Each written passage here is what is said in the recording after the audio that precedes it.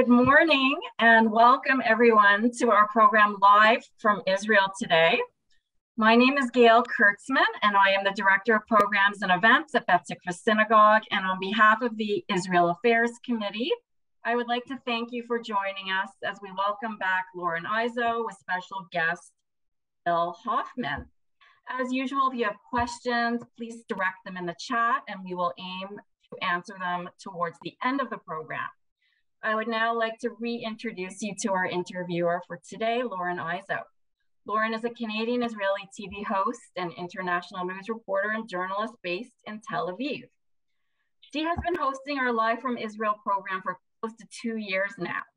But more recently, Lauren has been the host of a show called On Record. Lauren also hosted Masa's official 2021 Yom HaZikaron ceremony and has hosted events for the Combat Anti-Semitism movement in Provat and the European Union delegation in Israel. Over the last few months, Lauren has also been the podcast host of Wall Street Breakfast. Lastly, she also runs a production company largely focused on the cybersecurity world, helping companies understand the importance of media while dealing with cyber attacks. Lauren will be interviewing our special guest, Gil Hoffman. Gil is the executive director of Honest Reporting, which fights for Israel in the international mainstream and social media. He is also a lecturer on political strategy at Israel's College of Management and served as chief political correspondent and analyst for the Jerusalem Post for 24 years. While connected to Israel and Palestinian leaders, he has interviewed every major figure across the Israeli political spectrum and has been interviewed by top media on 6 continents and is a regular analyst on CNN, Al Jazeera, and other news outlets. He was raised in Chicago, graduated magna cum laude from Northwestern University School of Journalism, and wrote for the Miami Herald and Arizona Republic before moving to Israel. A reserve soldier in the IDF spokesperson's unit, he has lectured in every major English-speaking country in the world, more than half the Canadian provinces, and recently made history in Hawaii by becoming the first speaker to have lectured about Israel in all 50 US states. He currently lives with his family in Jerusalem. Welcome to both Lauren and Gil, and now I'm going to hand it over to Lauren. Thank you, Gail, for that introduction. Hi, everyone. I'm very happy to be with you again, and it is my pleasure to host Gil today for this special interview. Gil, we have a lot to cover, including, upcoming elections again in Israel and a lot of headlines that I want to discuss with you. But let's dive right in and start talking about you, because that's also, a really fascinating part of this interview. You worked at the Jerusalem Post for 24 years. We actually worked together at the Jerusalem Post for a few years. There was a bit of overlap there 5-6 years ago. So you have covered some of the most important events in recent history from the J Post, including, of course, a lot of elections. Tell me about some of the more memorable stories that you've covered during your time there, and what did that experience teach you about the role of English language media in Israel? Wow, so I've covered 10 elections for Knesset over these past 24 years. And what that really showed me the power of democracy that I think is very important in explaining Israel to the world. There's a lot that goes on in Israel that people around the world can't really relate to. I think that people could be turned off by Israelis being aggressive or pushy. There's no way we would have the line that the queue that they have in England to pay their respects to the Queen. It wouldn't come even close to what we'd have over here. But the democracy, I think, is a strong selling point of Israel that Canadians and Americans and much of the rest of the world can relate to. And the very fact that we are going to our 5th election in 3.5 years, as humiliating and frustrating as it is, it's also something that shows that our democracy is more participatory. It's empowering, that the people can be involved, that they can bring down governments a lot easier than they can in other countries. And it's also a lot of fun. Yeah, I mean, I can't even believe we're headed to another election. I can't believe you've covered 10 elections. That's more elections than I've covered.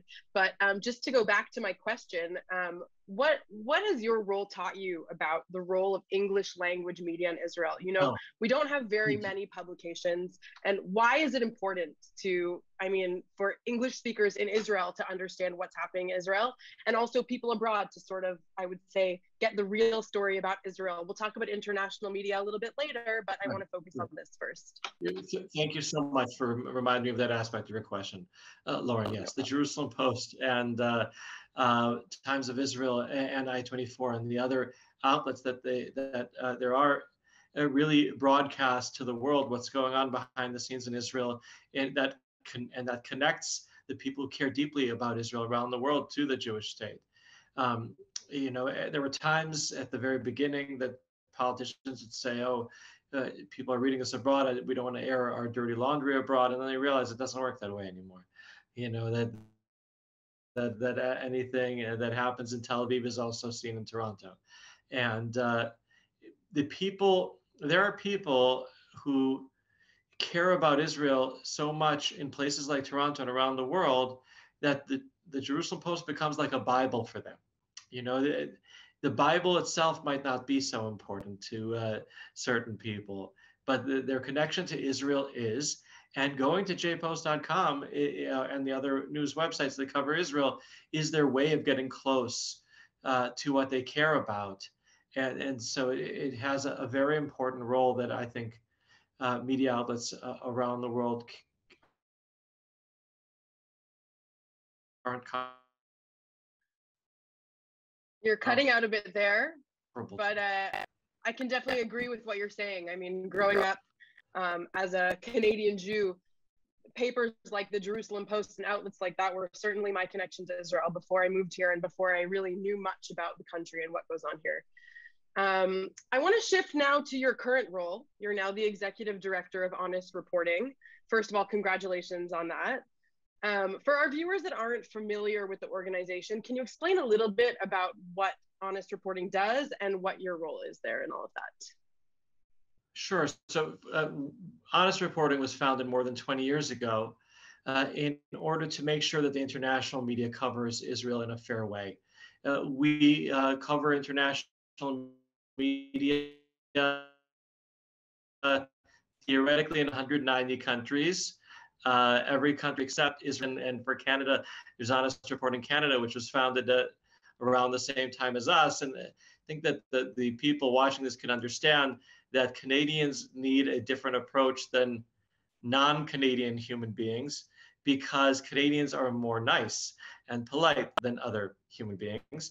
And they need maybe their media doesn't need as aggressive an approach. They need to be coddled more and treated differently. But other media absolutely need to have a watchdog that can be intense if necessary. Since I started my job on the 1st of July, there have been 3 New York Times freelancers who we have gotten fired for publishing on social media pictures of Hitler and calls for murdering Israelis and support for terrorist attacks. So right now, I think that we've gotten the international media on their toes. We've gotten some deterrence against them. They realize that they have to be very careful, that they can't get away with. It's not a matter of being anti-Israel or pro-somebody. It's a matter of shoddy journalism that it will hold them to prevent.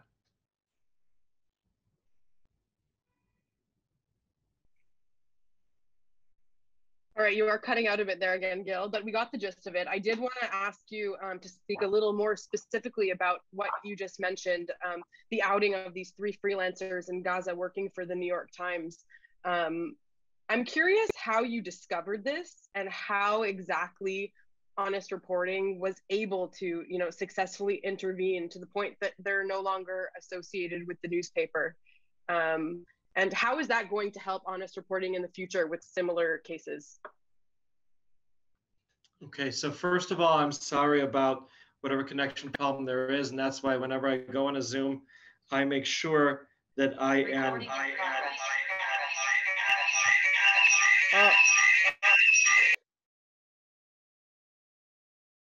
I think by now we're all used to having these technical Zoom problems.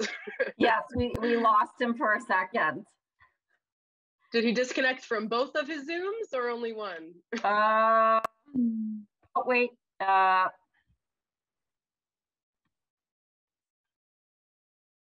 He's coming back.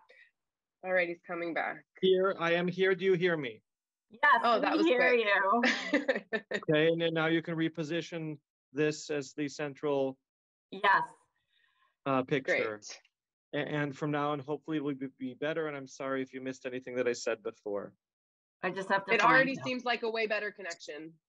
Good. So, Yay. Got you. wonderful. Did you want me to repeat my question or No, you? I very much heard your question, even though I was Okay. shifting at the time because you complained twice, and that means we need to switch. So Good multitasking. Okay. We were taken aback by the war. It started on Friday afternoon, right before Shabbat, and right before honest reporting, right before Tisha B'Av. And there were a lot of media outlets who were also taken by surprise by the war. For instance, CNN, their main correspondent, Hadass, was out of the country, and their backup keeps Shabbat. And so they turned to a journalist who had worked for them a decade ago, and all of a sudden was on nonstop TV on CNN for 24 hours. It worked out for them. He did a good job. But the New York Times apparently was not as prepared. Their correspondent was out of the country. Their Gaza reporter was out of Gaza. I don't know where Gazans go on vacation. So they found a stringer named Fadi Hanona, who had been working for The Guardian and other media outlets. And he reported from Gaza during the very short 2.5-day war. And when we came back to the office, we wanted to make sure that the war was reported accurately. And so I told my team of terrific researchers to look through who these stringers were that were reporting from mainstream media outlets during the war. After all, Hamas does not allow freedom of religion. They closely monitor who's reporting from there. And if they have reports that they don't like very much, they'll kill people. And so we looked back to see who these people were. We checked their social media. My researchers sit on the floor below me with like a balcony. And half an hour after I assigned them this, I suddenly hear from below, "Oh my God, Hitler, Hitler, Hitler." And sure enough, Fadi Hanona had pictures of Hitler on his social media. We then translated the Arabic and found atrocious things he had written there.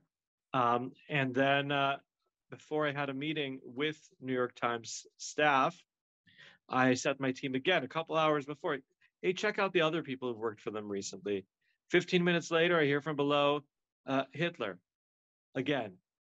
And so a videographer and a photographer were also posting things that were atrocious and that were, as they say in the New York Times, not fit to print. And so that's why I'm glad that Honest Reporting and honestreporting.ca exist. And thank you for asking about them, because they play an important role, and it also relates to journalism because fake news brought down our government and forced this election, Lauren.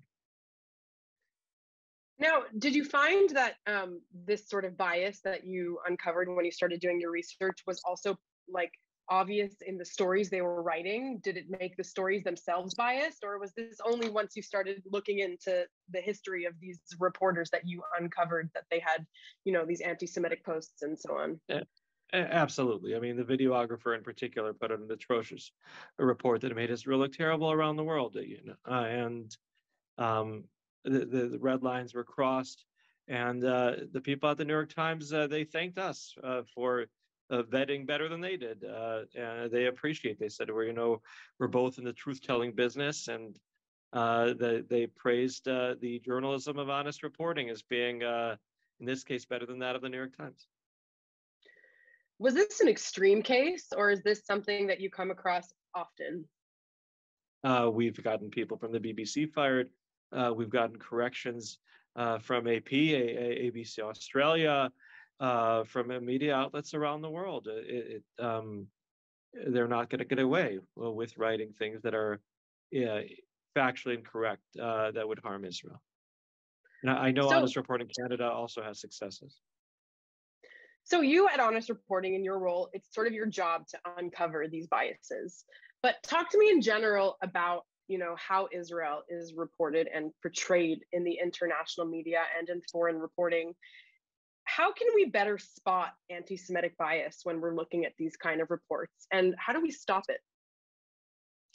Wow. So we are under a microscope. I mean, with all due respect, I think that Israel's reported more than almost any country around the world. I mean, right now there's a lot of focus on Ukraine, but even during peacetime, there are constant reports about Israel as if we're a local story, for any community around the world. We're seeing here in Jerusalem, prophecies come true every day. One of them that did not come true is the prophecy that we would be a nation that not only dwells alone, but wouldn't care about what the world says about us. We care deeply about what the world says about us, as do Jews who care about us around the world.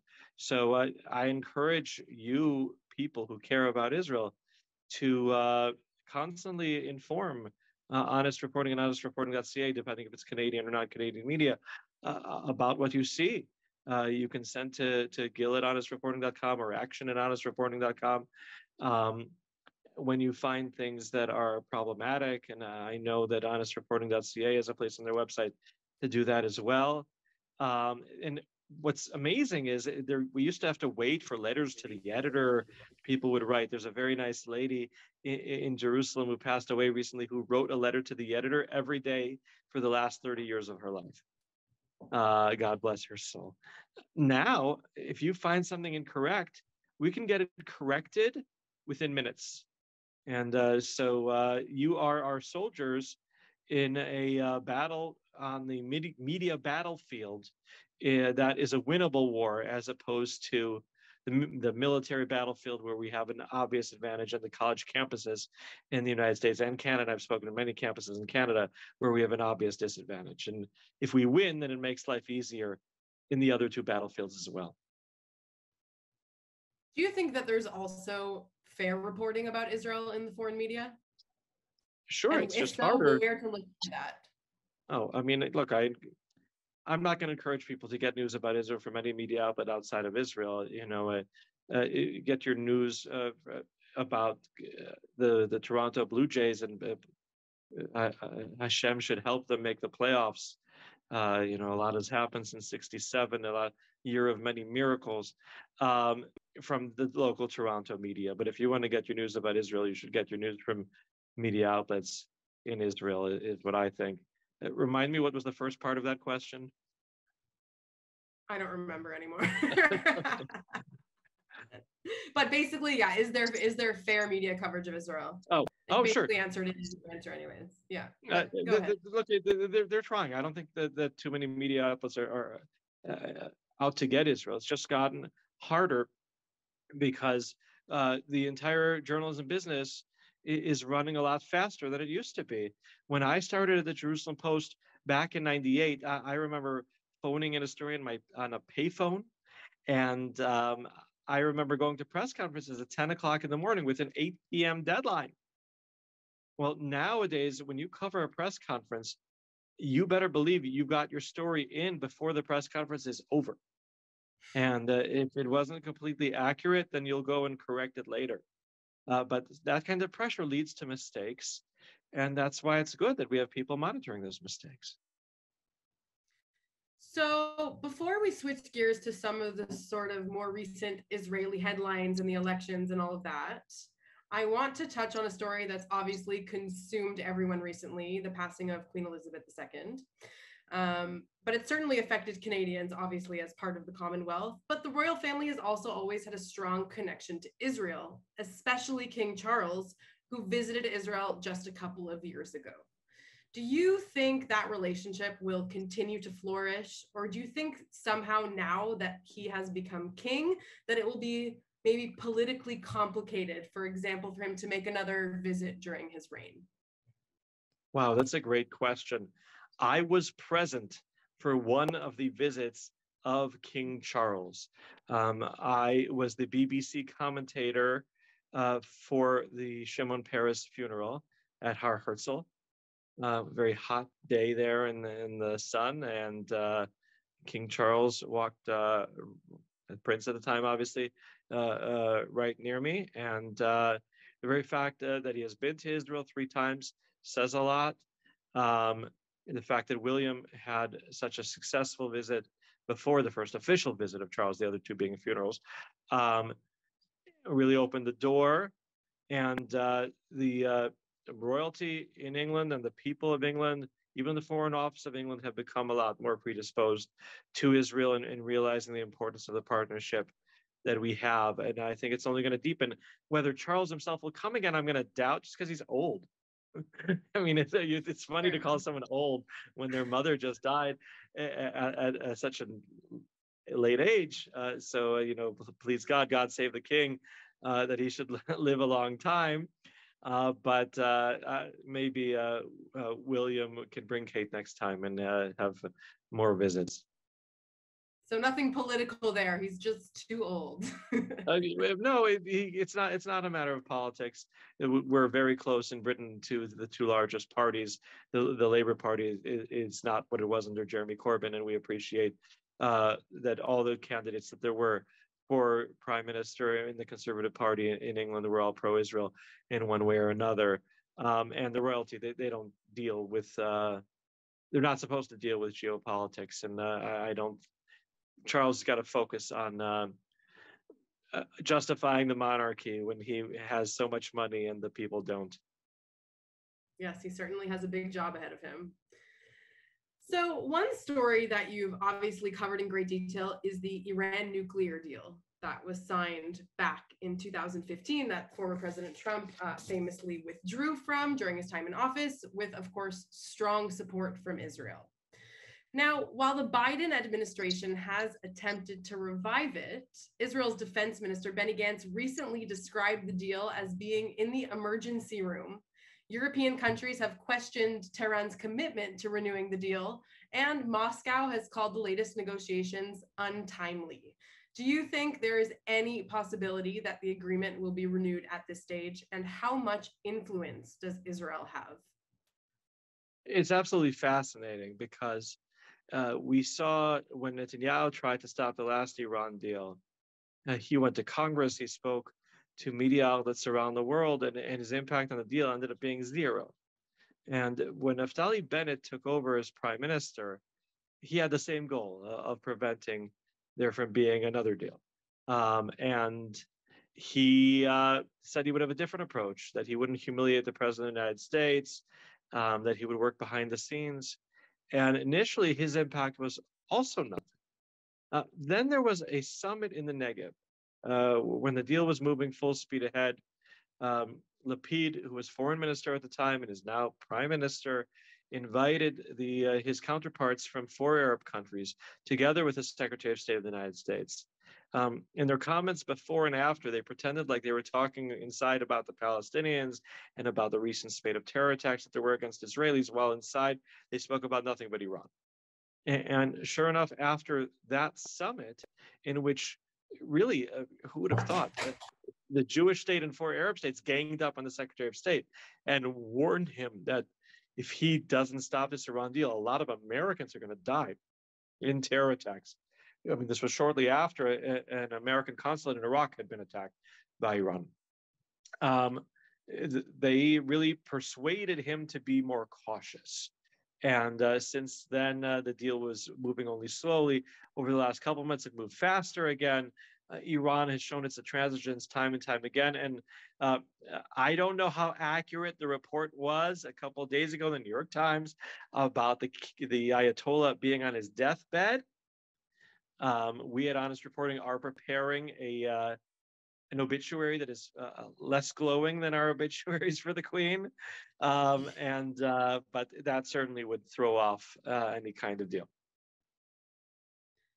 So do you think Biden has really, with that said, any intention of making this deal happen? Yes, he would like to. It? Sure, yes, he does. He's the anti-Trump. Just Trump tried to be the anti-Obama, and Biden wants to be the anti-Trump. Trump threw out the deal in a way that Biden considered irresponsible. He wants there to be an agreement. He has midterm elections coming up. That'll go a long way to deciding whether he can remain in power.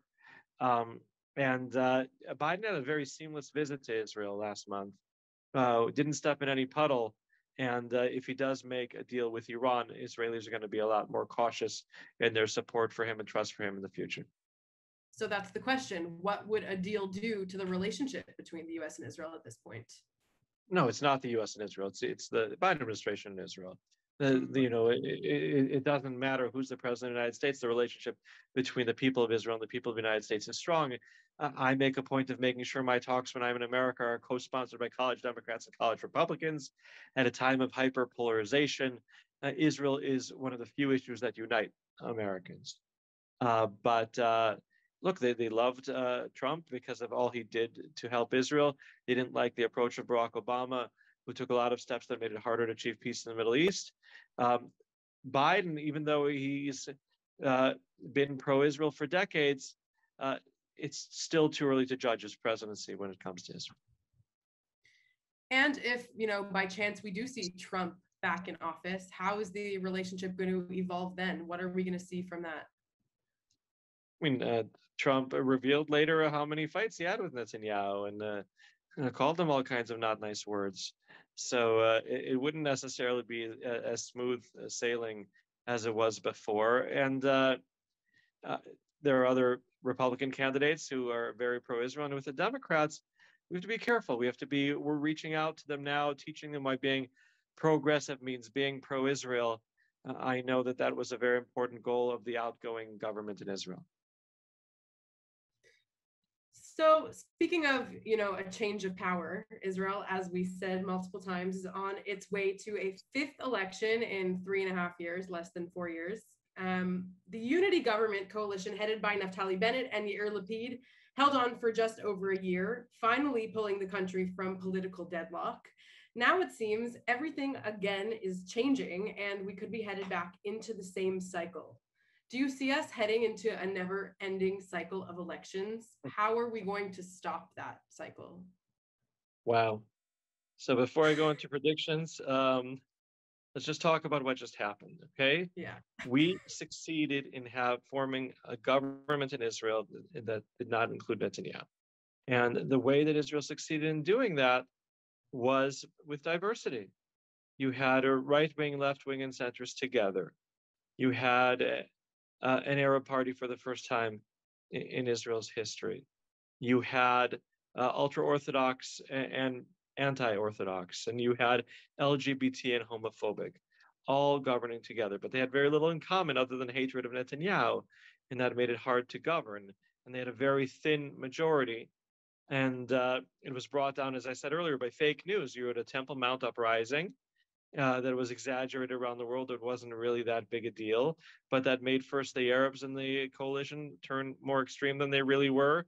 And then that made the right wing also flex their muscles. And before you knew it, the coalition was unraveling. Okay, so now your question regarding what can happen. I'll show you my visual aid here. I came ready with visual aids, though it would be easier if the computer was still going. This is the outgoing Knesset, the 24th Knesset. You see a lot of faces here. There are 120, minus the bottom row that are ministers who quit via the Norwegian law that allows ministers to quit the Knesset and be ministers. So a majority of the people on this map agree with Netanyahu's policies, and a majority of them want Netanyahu to leave. That is a recipe for political paralysis. That could technically result in going to endless elections until he is forced out. Now, he's only 72 years old. His father died at the age of 102. He could remain in Israeli politics for another 30 years.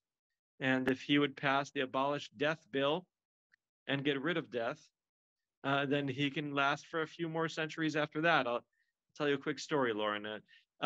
During COVID, just like in Canada, the gyms in Israel closed, and then they reopened gradually. Now, my gym all along was a gym in the Knesset, and they reopened every other treadmill. And now Netanyahu also uses the gym. He runs. In fact, he's the only one who I've ever seen is allowed to use the gym without headphones. So he blasts his Fox News as he runs. And we're waiting for him to finish because there's a shortage of treadmills. The people in front of me end up giving up, and I'm the last one. And he's running and running and running. I start texting Gidon Saar, Yuli Edelstein, Nir Barakat, saying, I finally know how you feel. He just doesn't stop running and he won't get out of my way.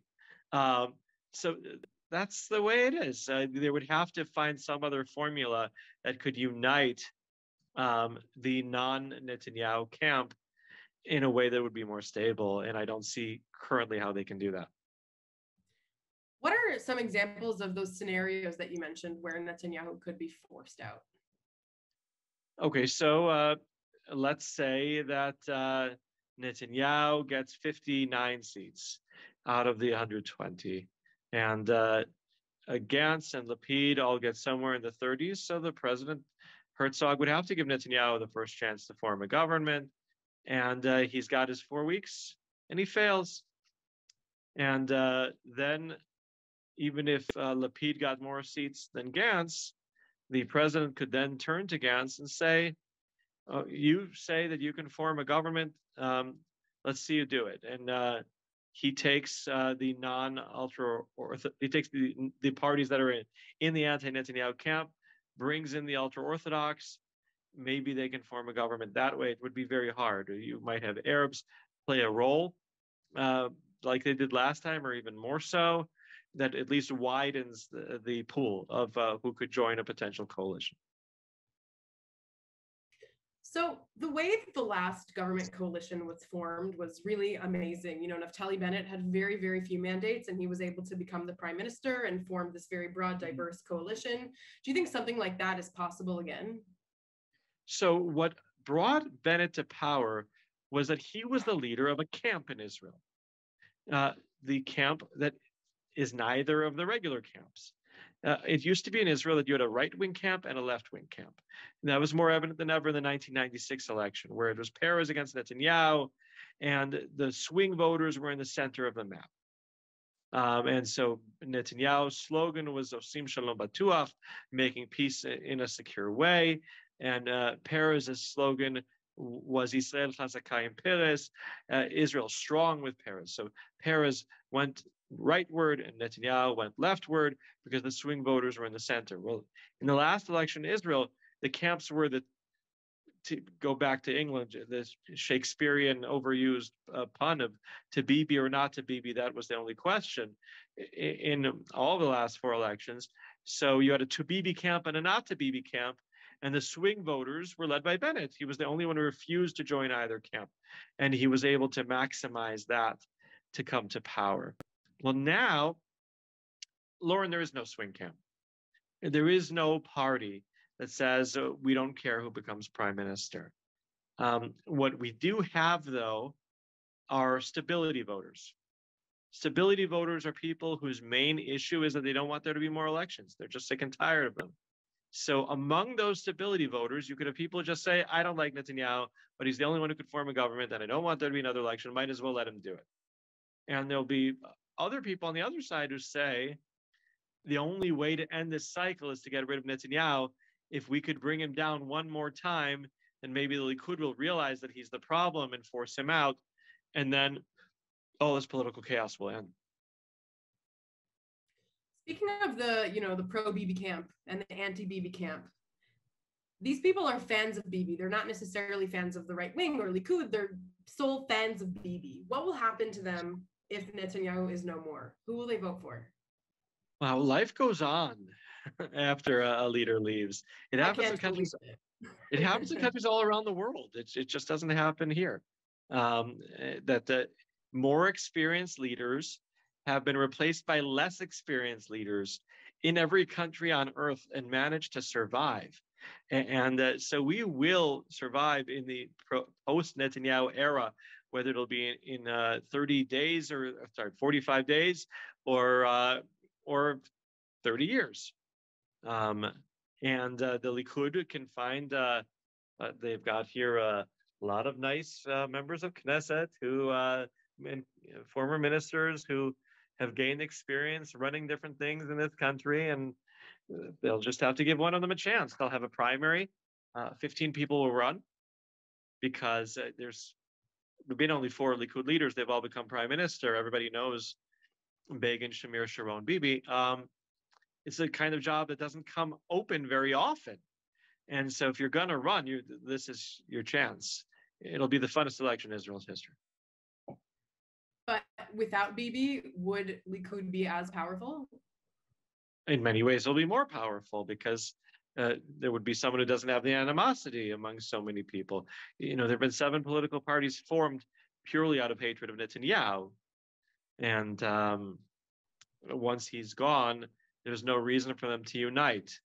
But I mean, many of the Likud voters are voting for Likud because of Netanyahu. So once Netanyahu is no more, will Likud get as many votes and will he be as powerful in the government? I personally think that they'd get even more, and that it would be a lot easier to govern because there'd be less emotion involved. We'd go back to being an ideological country again, Lauren. I'm jealous of Canada because when you have elections, not only for prime minister, but for various ridings and everything, they have debates about the issues, about the economy. They can talk about nothing but the economy for an hour in a debate. I covered Israeli politics for 24 years.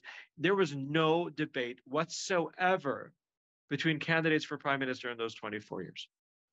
Why is that? Because Netanyahu beat Peres in 96. And since then, the front runner didn't want to let it happen.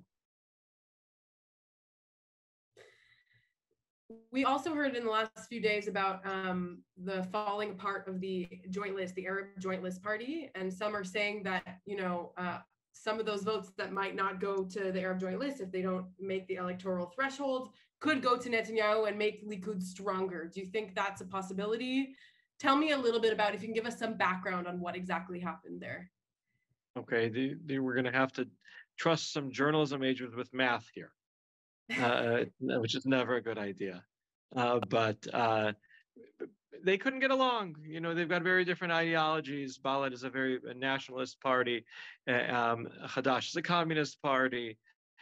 Tal is a party that's focused on Ahmed Tibi, a very personality-based party. And Ra'am is an Islamist Muslim religious party that believes that it's in the interests of the Arab people in Israel to cooperate with any government in Israel, no matter who heads it. And Lapid strongly encouraged Hadash and Ta'al to run without Balad, which is seen as more extreme. And perhaps that would facilitate him forming a government easier. I don't know. But now here comes the math. Okay. When Arab voters like unity. So when they were united, they've gotten more than 60% turnout, not much less than the Jews. And when they're divided, the voters punish them. So you had 65% turnout at their peak when they were united, 15 seats in the Knesset. And the last election, they went down to 45% from 65 in a year. It's a huge change, an election that not much else changed. And they were punishing them because they were running in 2 lists. Well, now they're running in 3.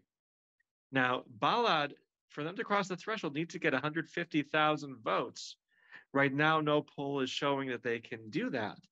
You'd have to have a very high voter turnout. You have to have at least 63% of the 1 million Arab voters in Israel will have to come just for there to be enough votes for all three lists to narrowly cross the threshold. And if you're throwing out 120, 30,000 votes, that is something that strengthens the existing parties, especially the largest one, which is Likud. Sure. And it could also strengthen Yair Lapid's party. Now, of course, Yair Lapid has been the prime minister only for a short time. I'm curious how you think he's doing and what do you think his chances are in the upcoming elections? And tell us also a little bit about what the most recent polls are saying. The polls are saying 32 seats for Likud, 24 for Lapid, 12 for Gantz. And then other parties get less. Lapid has definitely built himself up as the leader of the center-left camp, to the point that the other parties in his camp are not necessarily crossing the threshold. He failed to unite them. He failed to get the Arab parties to run together. If that was his goal, we don't know. He failed to get Labor and Meretz on the left to run together. Victor Lieberman has no party to make vote sharing deals with, which people know what that is. In that politically he's failed, and people say that the reason why he failed politically was he was focused too much on running the country, which Bennett did too. He didn't deal with internal politics, and it self-destructed. Now, as for running the country, look, we had a war last month. It went well. I mean, we succeeded in the goals of stopping the terror attacks that there were, and protecting our civilians. More of their civilians were killed by Islamic Jihad than were killed by us. That's a success. And Israel, I would argue, also won the media war, in that it wasn't afraid to quickly release information proving that Israel didn't kill those children in the Jabalia camp in Gaza, something that would have taken months to release in the past. So Israel's finally taking the media war more seriously. And that's something that happened under people appointed by Yair Lapid. And we'll see if there's no Iran deal, then that's something that he can claim as a success. But he's only been in office 2 months, so a little too early to judge him. But now that you brought up the most recent war, how much of an impact do you think that will have on the outcome of the election?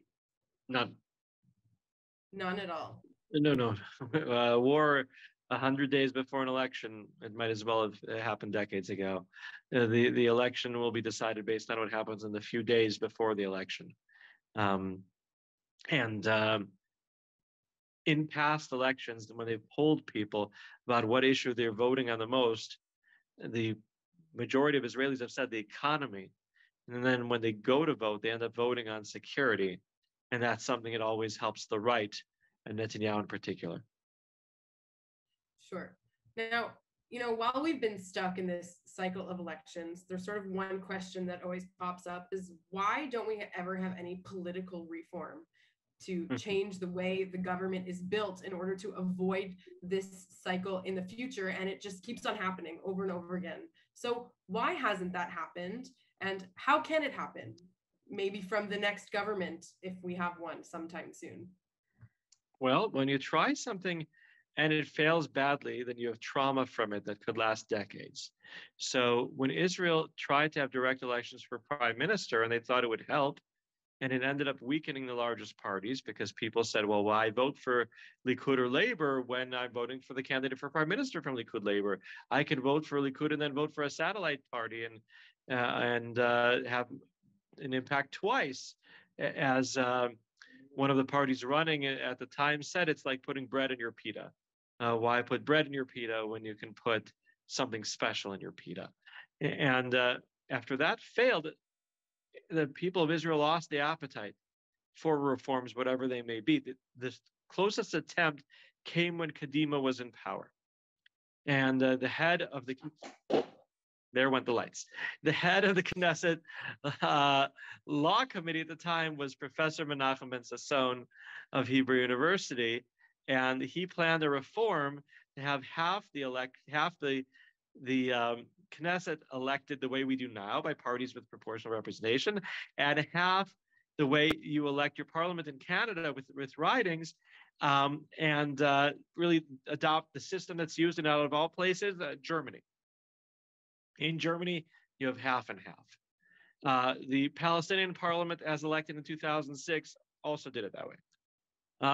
And 90 members of Knesset out of 120 were in favor of making this change. So why didn't they make it? 90 out of 120 is a pretty good majority. Well, because out of tradition, not law in Israel, any of the parties that are part of the governing coalition can veto changes in the basic law, the bills that are the forerunner to a constitution that may never be written. And the ultra-Orthodox members of parliament who were part of Ehud Olmert's government said they like the current system. It helps them a lot. And they didn't let it happen. So that means it's not going to happen anytime in the near future? Somebody will always sort of put a stop to it? I mean, where's the end here? How do we get out of this? How do we get out of this? Other than Netanyahu and other divisive figures not being there, I don't see significant changes that will be made in the system. I mean, in America, Donald Trump also, when you have a divisive leader, and Barack Obama was also a divisive leader, it makes it harder to get anything done politically because you've got your ideology and your personal issues getting in the way. In any kind of marriage, you got to work on the personal and what people care about, and it's not going to be a legal change that's going to bring that about. I'd like to just remind our viewers that if you'd like to submit any questions for Gil, please do so at this time. You can type it in the little chat box in the side. But I do want to direct a question to you, Gil, that was asked earlier in our discussion. You mentioned the role of fake news in triggering the election. Can you expand on that a little bit? Yeah, I mean, there was violence on the Temple Mount. Temple Mount is a sensitive place. The police had to quell the rioting, and that only created more rioting. And then suddenly, Arab members of Knesset, they were part of the coalition, had to pretend that they were really upset about this, even though they knew it wasn't a big deal. So Raida Zoabi from Meretz and Mansour Abbas, they all had to complain and say this is a terrible thing, and issue threats, which Mansour Abbas later took back when the Knesset came back to session. Conveniently, I was there, and Raida took longer and went all over the political map. And then when they were acting extreme, that was something that made the right need to show their face, because the whole point of Ra'am joining a government was that they wouldn't engage in anything geopolitical. They were supposed to be there to bridge the gaps between Jews and Arabs, and help their residents with fighting and inter-Arab crime and other controversial things that uncontroversial, that the entire country can agree on. Suddenly they're criticizing the police and the Israeli army. That's not something that people feel comfortable with. And so then the right had to, was under pressure from their constituency. In the end, fake news goes a long way in making people take action. And that's why we have to be very careful with it. But, with such a broad spectrum of opinions in the governing coalition, don't you think it was just a matter of time until something like that happened? Or do you really think that fake news was, the catalyst that led to the government falling apart? The government falling apart was not the result of diversity being not a good thing or anything that the government did right or wrong. They formed a coalition with 61. It's really hard to keep together a razor-thin majority, even if it's a homogenous coalition where everyone agrees. The falling apart of the government was an indictment of narrow governments, not diverse governments. And so there can be a diverse government again, including Jews and Arabs, and it can work. It should be interesting to see in the future. We have we also are expected to have 2 Canadian-born citizens in the next Knesset for the first time ever. In Sharon Haskell from the National Unity List of Benny Gantz and Gideon Saar, and in Likud, Danny Luz, born in Montreal, won the immigrant slot of the Likud party. A slot that, I think the Likudniks, if they were smarter, would have chosen a Russian immigrant or an Ethiopian immigrant. There are a lot more Russian and Ethiopian immigrants in Israel, but they chose a Canadian, and it's exciting because the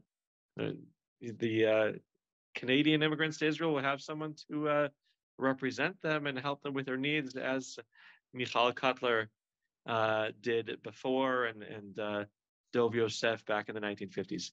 4 Canadian members of Knesset ever. Now you know all of them for your next trivia game. That's great. We actually had Michal as a previous guest on this program, so I'm sure everybody is familiar with who she is. Isn't she brilliant? How did you get her to stop talking? She's so smart.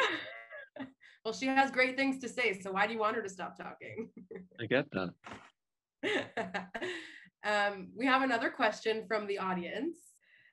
You spoke earlier about the New York Times, of course, but how is honest reporting monitoring social media? That's a challenge that's hard to monitor and hold accountable. It's like playing a game of whack-a-mole. That's a quote from the question. I love that question. Okay, so when I took over in July, I immediately changed our mandate. In the past, our mandate was very much focusing on mainstream media, on the New York Times, Washington Post, CNN, etc. And I said no, that the young people nowadays, they get their news from social media, and we have to be careful there. We have to monitor as much as we can. And we are definitely expanding our reach on social media, but we have a long way to go. We need to be able to hire more people to work for us on social media. I mean, if I can tell people to go to honestreporting.com/donation, that certainly would help. But we, meanwhile, have to rely on volunteers. We have interns also who are young and on various social media platforms. But point out when there are celebrities and other people, politicians, who matter, who say things that are outrageous against Israel on social media. We need to know in order to be able to fight that fight. I mean, how do you even approach that with, like you said, celebrities writing things on social media? Obviously, there's freedom of speech. People can say whatever they want. How are we able to monitor that and call that out and remove it from social media? We monitor. There aren't too many celebrities who talk about the Middle East. We can follow them on every platform. It doesn't actually take too long. We're not going to get them to change their minds. But if they say things that are factually incorrect, then we have enough people who can write that on their social media and complain. Again, it's not a matter of getting people to be more pro-Israel or less pro somebody else. It's a matter of getting facts right. And there are facts, they exist. And we learned at Northwestern, at the top journalism school in America, I've spoken in Ryerson, top journalism schools in Canada, that objectivity can exist and still can. And we're out there to monitor and make sure people get it right. I mean, you have somebody like, for example, like Bella Hadid, writing a lot of things, anti-Israel things on social media. She has millions of followers on her platforms. How do you have enough outreach that you're able to sort of balance that and call her out on it and, do it in an effective way? Well, we've certainly written articles about her when she's gotten things wrong and exposing her and who she is. Obviously, we have our own celebrities. We appreciate Gal Gadot and what she's done. And now we have 2 Marvel superheroes that are Israeli women. The fact that Israeli women are being idolized by Hollywood is the ultimate dream. Heroines to look up to for women and the ultimate sex symbol for men out of all countries around the world, I think says something that amazing about Israel. That's a trend that's positive. So we can focus on the trends that are positive, while we try to point out what's wrong and the things that are negative to make people think. If you go to honestreporting.com right now, other than the story about the global CEO based in Florida who's leading the website, who I'm going to work with closely, the number 2 article is about Sabra, and whether Marvel gave in its recent statement about the new Israeli superhero that they're going to have. I had no idea there was even an Israeli superhero that existed. This whole story really came out of left field for me. And look, it's a different face of Israel than there used to be. Who would have thought decades ago that there would be Israeli women with Israeli accents who would go on the Tonight Show and the other top shows and are seen as the coolest women in the world? It's really fascinating, actually, because I mean, I'm not a huge comic book fan, superhero fan. My husband is, but I'm less. I can't remember ever seeing a superhero that would like stood for something politically, that stood for a certain nationality. So it's fascinating to me why they would decide to include that. So apparently Sabra's been around for decades. So right. We got to keep up to date with our superheroes. But Wonder Woman was never intended to be Israeli, and now she is, thanks to Gal Gadot. And they are special, and they're good actresses. And we hope that this will lead to more and more positive coverage about Israel. We'll take anything we can get, whether it's something shallow like actresses and getting certain roles, or whether it's something deeper in understanding why we're right in the conflict. We'll take whatever we can get. It certainly is going to, I think, change the conversation a little bit, and also change how, you know, young children are seeing Israel when they're going to the movie theater and seeing these awesome Israeli superheroes, you know, fighting evil. So, you know. Well, it's not sports that's going to do it. My friend Tal Brody, when they won the European Basketball Championships 45 years ago, said around the map when we're staying there, right? And even though we did quite well in the last Olympics, we don't have enough Israeli athletes that are role models. Our national sport is politics. So it's good that at least we can have actresses recognized around the world. And at this point, I can praise the top Israeli athlete of all time who just retired, and that is Sue Bird of the WNBA, who has 5 Olympic gold medals, and the assist leader in WNBA history. And she just retired. She has Israeli citizenship, and she also presents a different face for Israel than Golda Meir. Well, I think next time we can have a round 2 just about Israelis and Jews in sports. What do you say, Gil? Okay, happy to do that, Lauren. All right. On that note, we're running out of time, so I will throw it back to Gail. Thank you, Gil, so much, and thank you to all of our viewers. It was a pleasure as always, and I can't wait to join you again for another event, another interview. I'll see you all again soon. Yes, thank you, Lauren and Gil. We'll have to have a follow-up following the election and discuss the impact of that. The election is November the 1st, just so everyone remembers. I'd like to just remind our viewers, tomorrow we have a program with classy lectures in the Harold Green Theater, so please sign up for that.